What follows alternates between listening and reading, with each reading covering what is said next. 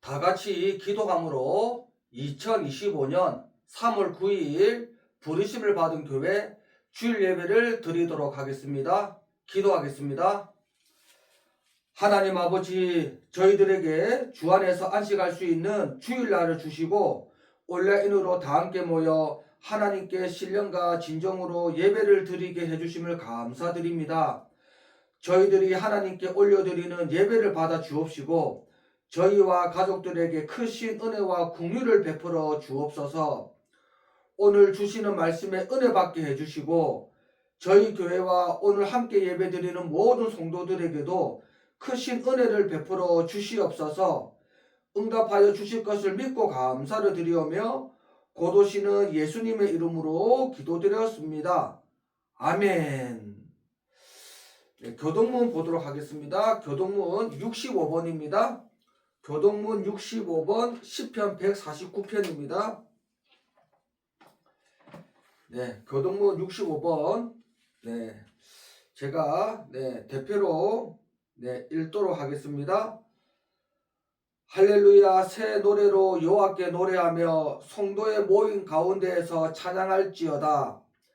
이스라엘은 자기를 지으신 이로 말미암아 즐거워하며 시온의 주민은 그들의 왕으로 말미암아 즐거워할지어다.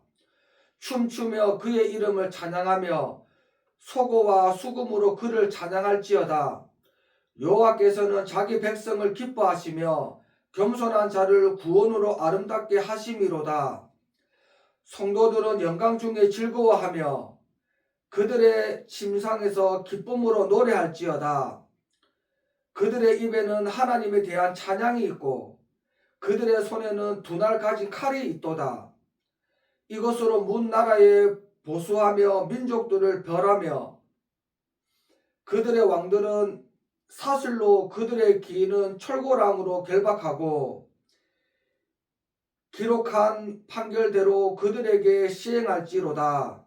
이런 영광은 그의 모든 성도에게 도다. 할렐루야.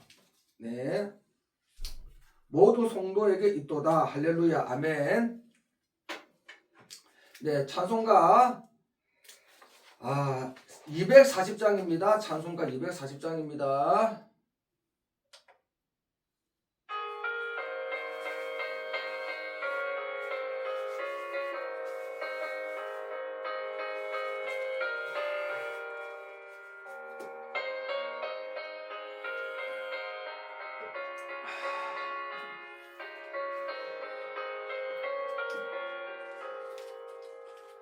주가 맡긴 모든 역사 힘을 다해 마치고 밝고 밝은 그 아침을 맞을 때 요단강을 건너가서 주의 손을 붙잡고 기쁨으로 주의 얼굴 배우리.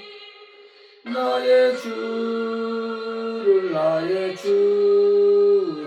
내가 그의 곁에 서서 배우며 나의 주를 손에 못자국을 보아 알겠네. 하늘나라 올라가서 주님 앞에 절하고 온유하신 그 얼굴을 배울 때 있을 곳을 예비하신 크신 사랑 고마워 나의 주께 기쁜 찬송 드리리. 나의 주를 내가 그의 곁에 서서 배우며 나의 주를 손에 못자국을 보아 알겠네. 쉬었다 갑니다.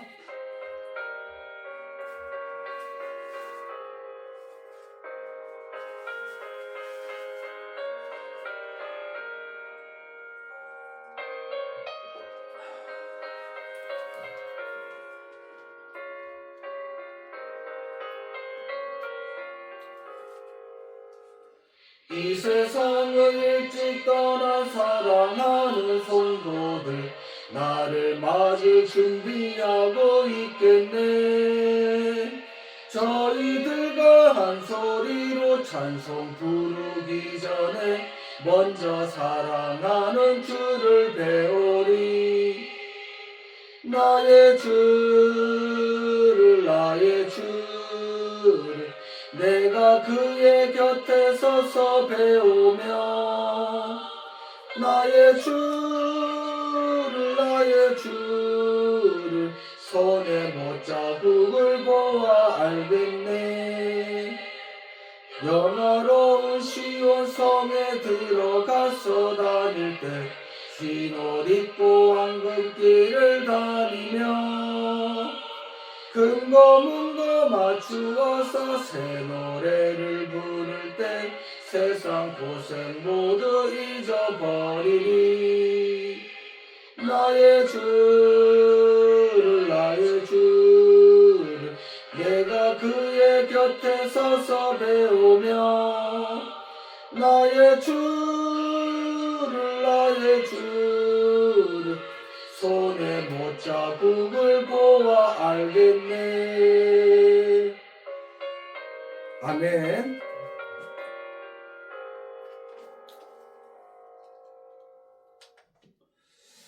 네, 성경 말씀을 보도록 하겠습니다. 성경 말씀은 로마서 11장입니다. 로마서 11장 25절에서 31절까지입니다. 로마서 11장 11장 25절에서 31절까지입니다. 다 같이 읽도록 하겠습니다. 형제들아, 너희가 스스로 지혜 있다 하면서 이 신비를 너희가 모르기를 내가 원하지 아니하노니, 이 신비는 이방인의 충만한 수가 들어오기까지 이스라엘의 더러는 우둔하게 된 것이라. 그리하여 온 이스라엘이 구원을 받으리라 기록된 바, 구원자가 시온에서 오사 야곱에게서 경건하지 않은 것을 돌이키시겠고, 내가 그들의 죄를 없이 할 때에 그들에게 이루어질 내 언약이 이것이라 한가 같으니라. 복음으로 하면 그들이 너희로 말미암아 원수된 자여, 택하심으로 하면 조상들로 말미암아 사랑을 입은 자라. 하나님의 은사와 부르심에는 후회하심이 없느니라. 너희가 전에는 하나님께 순종하지 아니하더니 이스라엘이 순종하지 아니함으로 이제 긍휼을 입었는지라. 이와 같이 이 사람들이 순종하지 아니하니 이는 너희에게 베푸시는 긍휼로 이제 그들도 긍휼을 얻게 하려 하심이라. 아멘. 조금 덥네요. 죄송합니다. 한 주간도 모두 평안하셨는지요? 오늘 함께 예배드리는 모든 성도들에게 하나님 아버지와 예수 그리스도로부터 은혜와 평강이 있으시길 축원드립니다. 아시다시피 저와 이소준 집사는 현재 이스라엘 선교를 준비하고 있습니다. 그런데 이스라엘이 표면상으로는 민주주의 국가라고 하지만 특히 기독교 선교를 막는 법들을 만들어 이스라엘 선교를 어렵게 만들어 놓고 있습니다. 이스라엘의 선교 관련 법률 내용을 제가 읽어 드리겠습니다. 강제개종금지법 1977년 금지사항, 금전적 보상이나 물질적 혜택을 제공하면서 개종을 유도하는 행위, 위반 시 처벌, 벌금 또는 최대 5년 징역형, 미성년자 개종금지법, 만 18세 미만 청소년을 전도하여 개종시키는 행위는 불법, 부모의 동의 없이 개종을 유도하면 처벌받을 수 있음.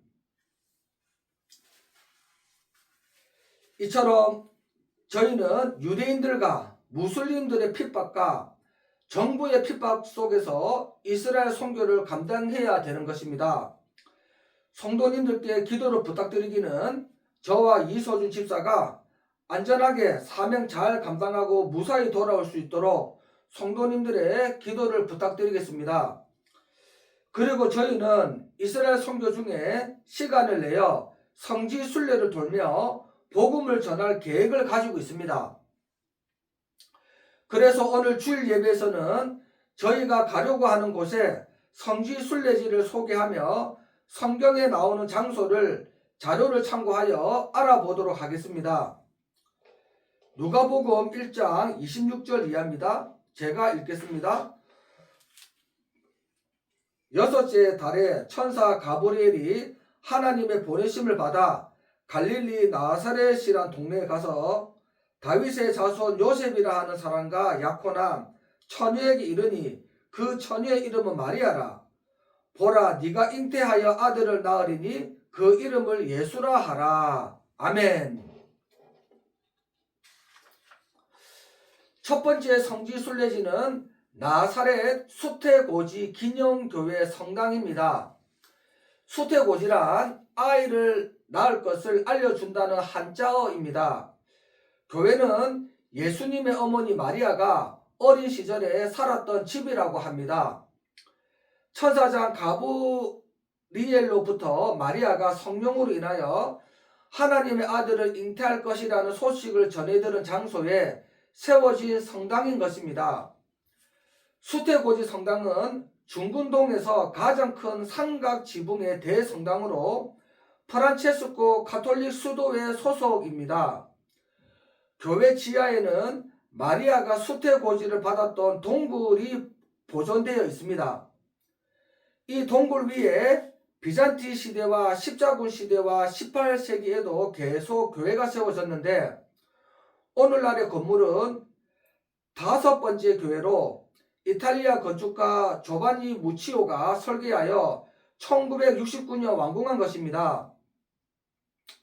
교회 지붕은 백화 모양으로 설계하였는데 교회의 전통에 의하면 성모 마리아의 상징이 백합이었다고 합니다. 교회 정면 윗부분에는 마리아와 가브리엘 천사장의 모습이 새겨져 있고 중간 부분에는 사복음서 저자인 마태, 마가, 누가, 요한이 조각되어 있습니다. 출입문에는 예수 그리스도의 일생을 부조로 묘사해 놓았습니다. 성당 2층에는 한국 등 세계 여러 나라에서 보내온 아기 예수님을 안고 있는 마리아의 성화가 전시되어 있습니다. 다음으로는 목자들의 들판교회입니다. 성지순례 오시는 분들이 꼭 가보고 싶은 곳 중 하나는 베들레헴입니다. 주로 베들레헴에 있는 예수님 탄생하신 장소를 방문하는데 그 전에 들려야 될 곳이 있습니다. 그곳은 목자들의 들판교회입니다. 들판에 있던 목자들이 메시아 탄생의 기쁜 소식을 듣고 베들레헴으로 달려간 것처럼 성지 순례자들도 목자들의 들판 교회를 먼저 방문한 뒤 베들레헴으로 향합니다. 오늘날 다윗의 동네에 너희를 위하여 구주가 나섰으니 곧 그리스도 주시니라. 아멘. 누가복음 2장 11절이었습니다. 이 말씀을 처음 전해들은 사람들은 목자들이었습니다. 그 목자들이 야외에서 밤에 자기 양떼를 지키는 중에 천사들로부터 메시아 탄생의 메시지를 전달받은 장소에 세워진 교회가 목자들의 들판 교회입니다. 예수님이 탄생한 베들레헴은 예루살렘에서 10.6km 남쪽에 위치해 있으며 목자들의 들판 교회가 있는 곳은 베들레헴에서 동쪽으로 2.2km 떨어져 있습니다.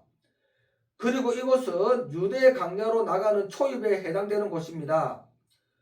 교회가 있는 이곳의 지명은 베이트 사우르이며 밤을 지키는 마을이란 뜻입니다.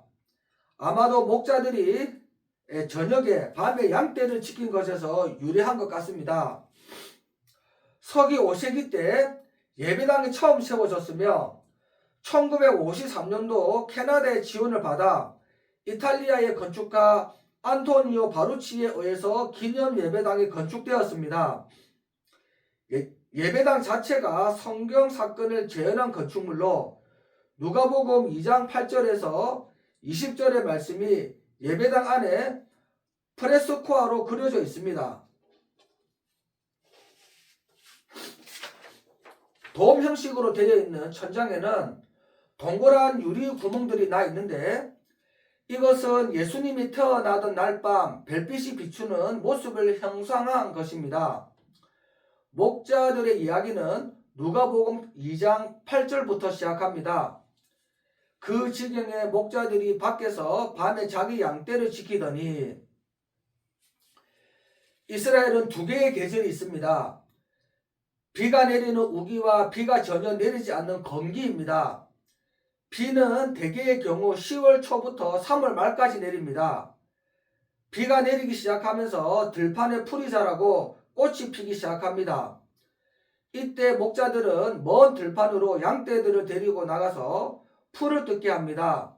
밤이 되고 집으로 돌아오기에 너무 늦었다고 판단되면 목자는 자연적으로 형성이 된 석회석 동굴에 양떼들을 몰아넣습니다.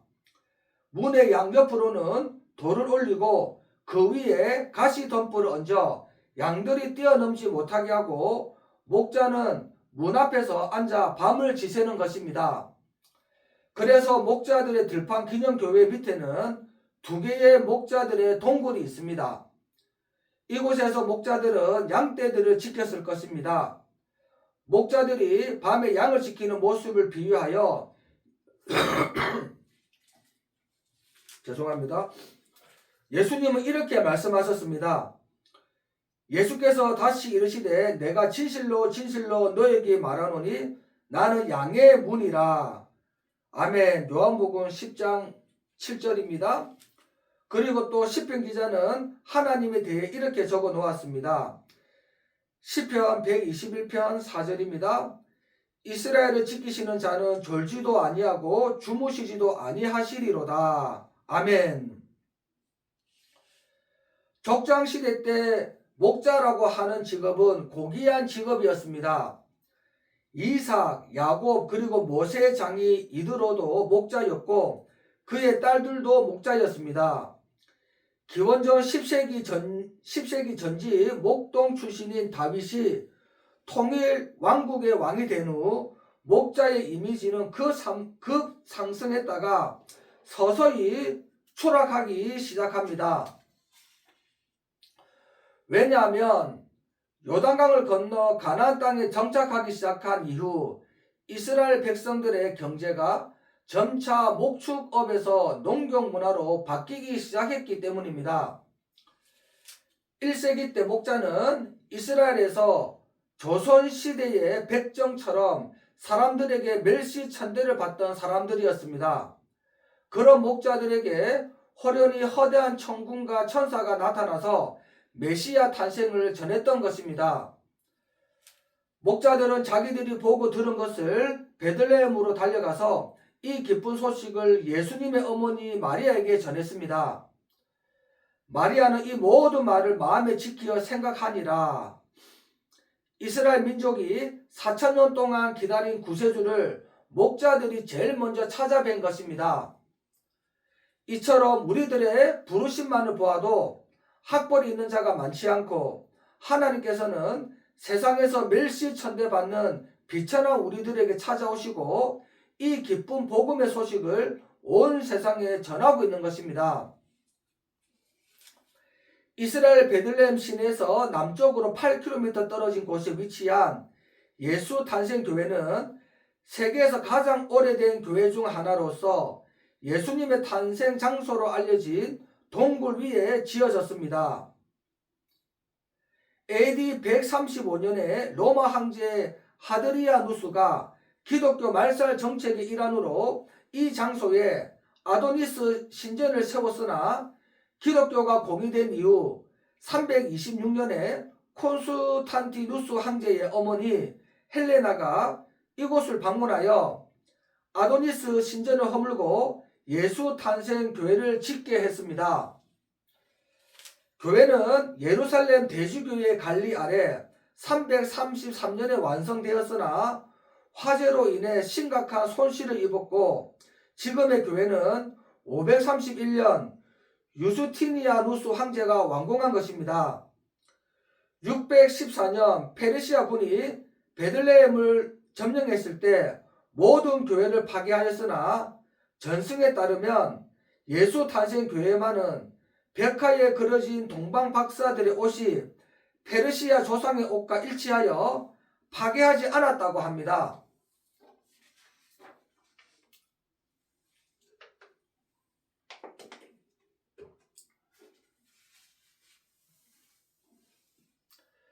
십자가 모양으로 건축된 예수 탄생 교회의 규모는 길이 52m, 넓이 24m이며 교회의 출입문의 높이는 1.2m에 불과합니다. 이 문은 거룩한 장소에 말을 타고 들어가는 것을 막고 이곳을 들어가는 사람은 누구든지 머리를 숙이도록 하기 위해서 12세기 십자군 시대에 지어진 것입니다. 따라서 출입문은 겸손의 문 혹은 좁은 문으로 불립니다. 마태복음 7장 13절 이하입니다. 좁은 문으로 들어가라. 멸망으로 인도하는 문은 크고 그 길이 넓어 그리로 들어가는 자가 많고 생명으로 인도하는 문은 좁고 길이 협착하여 찾는 자가 적음이라. 교회 내부에는 5개의 복도와 붉은 석재로 만들어진 4줄의 기둥이 있고 나무 바닥 밑에는 비잔티 시대부터 보존된 모자이크 일부가 남아 있습니다. 제단 양쪽 계단을 따라 제단 밑으로 내려가면 각 종파가 소유하는 11개의 은재 램프와 예수 탄생 지점을 표시한 14개의 꼭지점을 가진 은색의 별이 있습니다. 다음으로 방문할 곳은 성 요셉 교회입니다. 이곳은 요셉이 목수 일을 하고 있었다는 장소에 세워진 교회로 나사렛 수태고지 교회에서 약 50m 떨어져 있으며 프란체스코 수도의 소유로 지금의 건물은 십자군 시대의 교회 유적 위에 1914년에 다시 건축한 것입니다. 건물 내부에서 계단으로 내려가면 비잔티 시대의 지하 예배소와 곡식 창고와 물탱크 등이 있는데 이곳은 예수님이 요셉과 마리아와 함께 유소년 시기를 보낸 장소로 요셉의 동굴로 불립니다. 그러니까 이 집터 위로 1914년 성 요셉 교회가 세워졌던 것입니다. 예수님께서는 어린 시절 지하와도 같은 비천한 곳에서 자라나신 것입니다. 고린도 후서 8장 9절입니다. 우리 주 예수 그리스도의 은혜를 너희가 알거니와 부유하신 이로서 너희를 위하여 가난하게 되심은 그의 가난함으로 말미암아 너희를 부유하게 하려 하심이라. 우리가 현재 반지하에 살지 않고 지상의 높은 층에서 살고 있는 것도 예수님의 은혜입니다. 다음으로는 요단강 세례터입니다.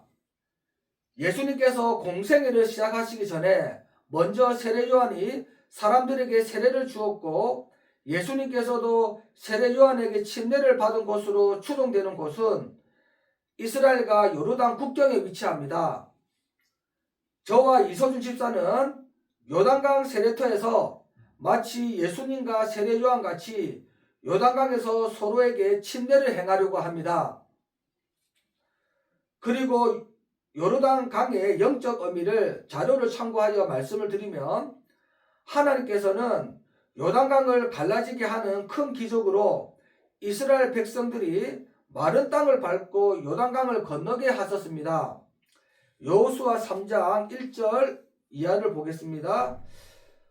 또 여호수아가 아침에 일찍 일어나서 그와 모든 이스라엘 자손들과 더불어 시딤에서 떠나 요단에 이르러 건너가기 전에 거기서 유숙하니라.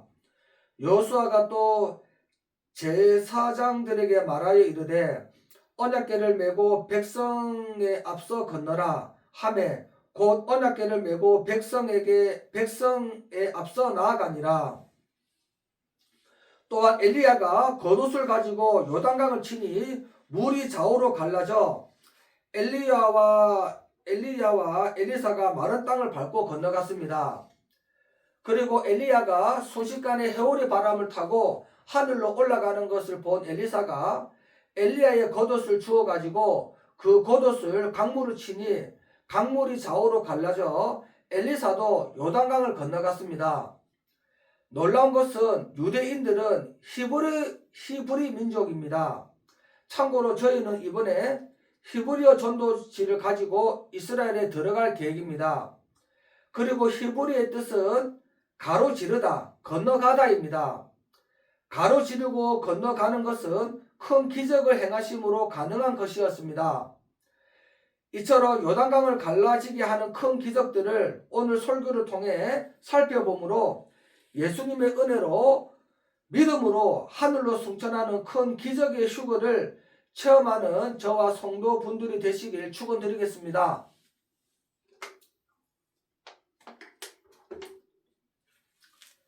천국의 새 예루살렘 성에도 생명수의 강이 있지만 성경에는 처음부터 강과 관계를 하고 있습니다. 하나님께서 에덴을 창설하시면서 4대 강을 두셨습니다. 창세기 2장 10절 이하 내용입니다. 여호와 하나님이 강이 생겨 흐르게 하시어 네 강을 갈라지게 하셨습니다. 네 강의 이름은 비손강, 기온강, 티그리스강, 유프라테스 강입니다. 유대 민족인 히브리 사람들의 히브리는 강을 건너온 자입니다. 아브라함이 하나님의 명령으로 말씀을 쫓아 유프라테스 강을 건너서 가나안 땅으로 들어갔습니다. 그러므로 아브라함의 자손을 히브리 민족이라고 부릅니다. 야곱과 그 가족들이 하나님의 명령으로 애굽으로 내려가니 큰 민족을 이루었습니다. 하나님께서 아브라함에게 유프라테스 강을 건너가게 하신 것처럼 애굽에서 큰 민족 히브리인들에게 홍해를 건너가게 하셨습니다. 출애굽기 14장 16절 말씀입니다. 지팡이를 들고 손을 바다 위로 내밀어 그것이 갈라지게 하라. 이스라엘 자손이 바다 가운데서 마른 땅으로 행하리라. 출애굽기는 이집트 탈출기입니다. 이집트 탈출기는 히브리 민족이 애굽에서 400년 동안 애굽의 노예 생활에서 벗어나 자유를 얻게 하시는 것이었습니다. 자유를 얻는 큰 기적은 홍해가 갈라져서 마른 땅을 밟고 건너가는 것이었습니다. 하나님께서는 여호수아와 이스라엘 백성에게도 모세와 이스라엘 백성이 홍해가 갈라져 마른 땅을 밟고 건너간 것처럼 요단강을 갈라지게 하시어 마른 땅을 밟고 건너가게 하셨습니다. 여호수아 3장 17절입니다. 여호와의 언약궤를 맨 제사장들은 요단 가운데 마른 땅에 굳게 섰고 그 모든 백성이 요단을 건너기를 마실 때까지 모든 이스라엘은 그 마른 땅으로 건너갔더라. 또한 성경에서는 홍해가 갈라져 건너가는 것을 물 세례로 비유하고 있습니다. 고린도전서 10장 1절 이하입니다. 형제들아 나는 너희가 알지 못하기를 원하지 아니하노니 우리 조상들이 다 구름 아래에 있고 바다 가운데로 지나며 모세에게 속하여 다 구름과 바다에서 세례를 받고. 아멘. 애굽은 이 세상입니다. 애굽은 육체를 의미합니다. 육체적으로 세상적으로 살면 죄의 종노릇 하는 것입니다. 죄의 종노릇이 아닌 자유하는 하나님의 자녀가 되는 의미로 우리는 물 세례를 받습니다. 물로 세례를 받는 것은 교회에 속한 몸의 지체가 되었다는 소속감을 가지게 합니다. 또한 물로 세례를 받는 것은 세상적으로 살지 않고 자유하는 하나님의 자녀가 되는 증표이기도 합니다. 홍해가 갈라지는 큰 기적으로 이스라엘 백성들이 마른 땅을 밟고 건너갔습니다. 이스라엘 백성들은 애굽으로 다시 돌아가지 않았습니다. 우리는 죄의 종노릇하는 애굽을 바라보지 않고 홍해를 건너가는 물로 세례를 받음으로 가나안 땅이라는 천국을 향하여 나아가는 나그네가 되어야 하는 것입니다. 그리고 요단강은 이 세상에서 저 세상을 건너가는 길목이기도 합니다. 우리가 부르는 찬송가에도 요단강 건넌다는 찬송가가 있듯이 이 세상과 저 세상의 천국의 중간에 요단강이 있는 것입니다. 제가 오늘 좀 몸이 안 좋습니다. 최근에 좀 몸이 안 좋았어요. 이해 좀 부탁드립니다. 지금 땀도 나고 좀 힘듭니다.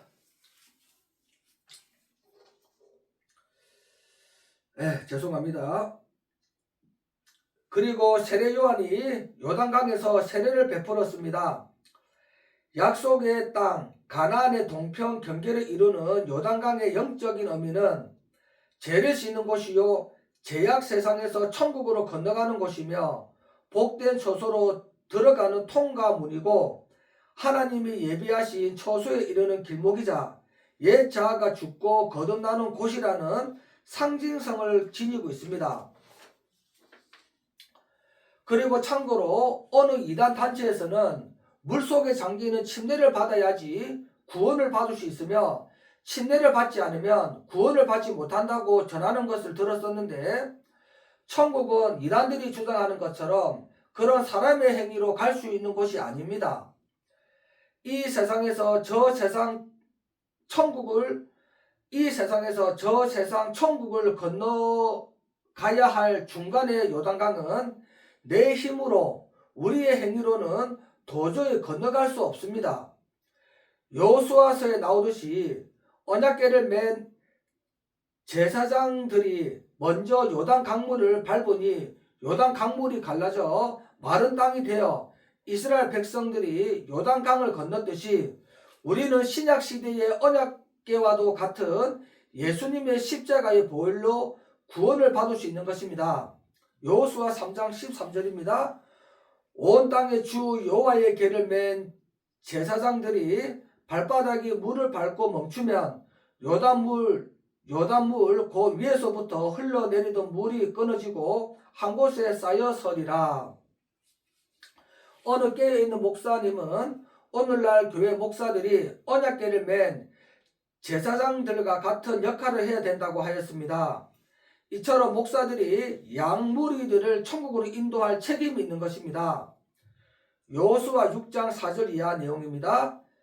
제사장 7은 7 양강 나팔을 잡고 언약궤 앞에서 나아갈 것이요 7째 날에는 그 성을 7번 돌며 그 제사장들은 나팔을 불 것이며, 제사장들이 양강 나팔을 길게 불어 그 나팔 소리가 너희에게 들릴 때에는 백성들은 다 큰 소리로 외쳐 부를 것이라.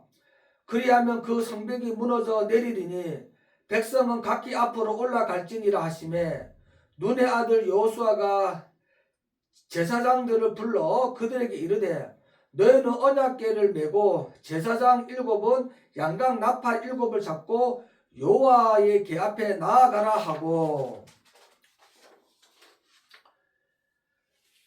이번에 이 집사님은 우리의 이스라엘 핏개선도는 마치 여리고 성을 돌 때 제사장들이 메고 앞장섰던 언약궤와도 같다는 말을 하였었는데, 언약궤에는 2명의 그룹 천사가 언약궤를 감싸고 있듯이 저희도 2사람이 영적으로 언약궤와도 같은 전도 핏겟을 들고 이스라엘 선교를 한다는 것입니다.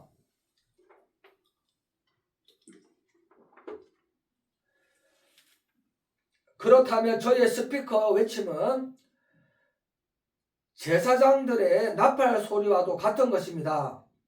그리고 요단강을 건너는 2 종류의 사람을 볼 수 있습니다. 한 사람은 하늘로 승천하는 엘리야입니다. 다른 한 사람은 엘리야의 능력을 갑절이나 받는 엘리사입니다. 엘리야가 요단강이 갈라지고 마른 땅을 밟고 건너가고 나서 해오리 바람을 타고 하늘로 끌어올림을 받아 하늘로 휴거로 올라갔습니다. 오늘날도 분명 하늘로 올라가는 지상 최대의 사건인 휴거가 있을 것입니다. 함께 요단강을 건너가 스승 엘리야가 승천한 것을 본 엘리사가 엘리야의 겉옷을 가지고 요단강을 치니 요단강이 갈라졌고, 이번에는 엘리사가 건너가서 마지막 사명을 감당하였듯이 우리의 사역들로 대환란에 남는 유대인들과 환란 성도들이 엘리사의 사명을 감당하길 기도하고 원합니다. 엘리야가 하늘로 승천하고 나서 엘리사는 엘리야의 영감을 갑절이나 받았습니다.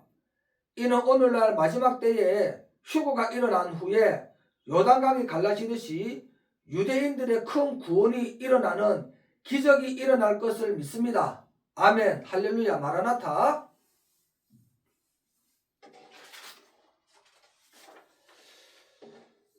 우리의 모든 사역은 예수님을 믿게 하고 종교통합과 짐승의 표를 거부해서 슬기로운 다섯 처녀로 휴거되게 하는 것을 목표로 하고 있지만, 우리의 제2의 사역은 대환란에 남는 유대인들과 환란 성도들을 제2의 엘리사로 양육하는 사역도 포함되는 것입니다. 이 복된 사역을 위해서 성도님들의 동참과 기도와 후원을 부탁드리겠습니다. 마라나타, 주님 곧 오십니다. 기도하겠습니다. 은혜와 긍휼이 많으신 하나님 아버지, 저희 교회가 제2의 엘리사를 양육하는 교회가 되게 하옵소서. 특별히 마지막 때 영적 두 증인으로 사명을 받아 저와 이서준 집사가 이스라엘로 선교를 떠나려고 준비를 하고 있습니다. 주께 기도하옵기는 핍박이 많은 이스라엘에서 저희를 지켜보아여 주옵시고, 마지막 때 사명을 잘 감당하고 무사히 돌아오게 하옵소서. 특별히 마지막 때 하나님께서 환난 성도들과 이스라엘을 구원하실 것을 믿사오니 이 사역에 귀하게 쓰임받는 저희 교회가 되게 하옵소서. 저희 교회의 동력자들에게도 크신 은혜를 베풀어 주옵소서. 응답하여 주실 것을 믿고 감사를 드리오며 곧 오실 예수님의 이름으로 기도드렸습니다. 아멘. 주님께서 가르쳐 주신 주 기도문으로 주일 예배를 마치도록 하겠습니다. 하늘에 계신 우리 아버지여, 이름이 거룩히 여김을 받으시오며 나라가 임하옵시며 뜻이 하늘에서 이루어진 것 같이 땅에서도 이루어지이다. 오늘 우리에게 일용할 양식을 주옵시고, 우리가 우리에게 죄지은 자를 사하여 준 것 같이 우리 죄를 사하여 주시옵고, 우리를 시험에 들게 하지 마옵시고 다만 악에서 구하시옵소서. 나라와 권세와 영광이 아버지께 영원히 있사옵나이다. 아멘.